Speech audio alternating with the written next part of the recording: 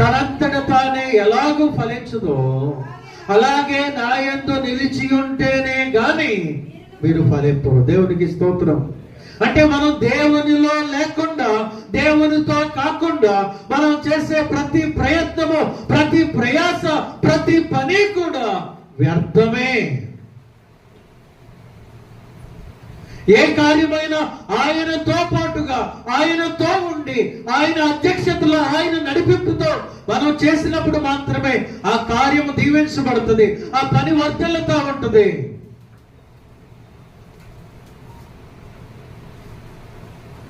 ఆ తీగ ద్రాక్షావల్లిలో ఉంటే మాత్రమే అది ఎదుగుతుంది, ఫలిస్తుంది, కాయలు కాస్తుంది. లేదు, ద్రాక్ష వల్లిని అక్కడ పెట్టేసి తీగను తీసుకొచ్చి పక్కన పెట్టి నువ్వు కాయి అని చెప్తే అది కాస్తుందా? కాయదు.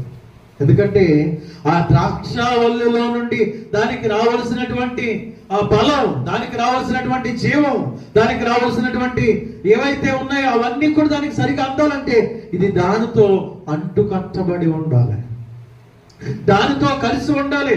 దానితో కలిసి ఉన్నప్పుడు మాత్రమే ఆ యొక్క వేరులో నుండి, ఆ కాండములో నుండి, ఆ మొక్కలో నుండి ఈ యొక్క ఆ ద్రాక్ష తీగలోనికి బలం వస్తుంది. కనుక అది రోజు రోజుకి తీగలు వేస్తూ ఆకులు వచ్చి తర్వాత ఆ పువ్వులు వచ్చి పండ్లు కాస్తుంది. దేవునికి స్తోత్రం.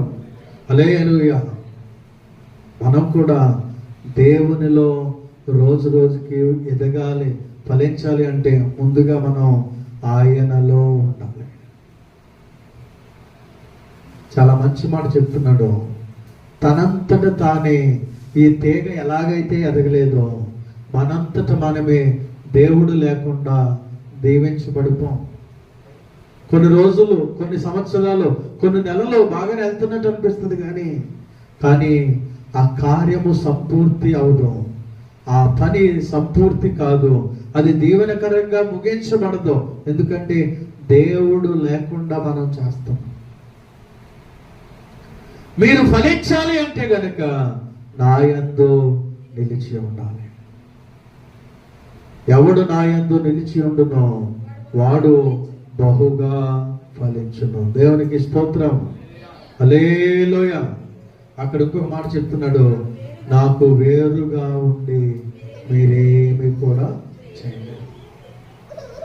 దేవునికి దూరంగా ఉండి, దేవుని సన్నిధికి దూరంగా ఉండి, దేవుని సహవాసానికి దూరంగా ఉండి మనం ఏమీ సాధించలేము, ఏది పొందుకోలేము. ప్రియ దేవుని బిడ్డలారా, మన క్రైస్తవ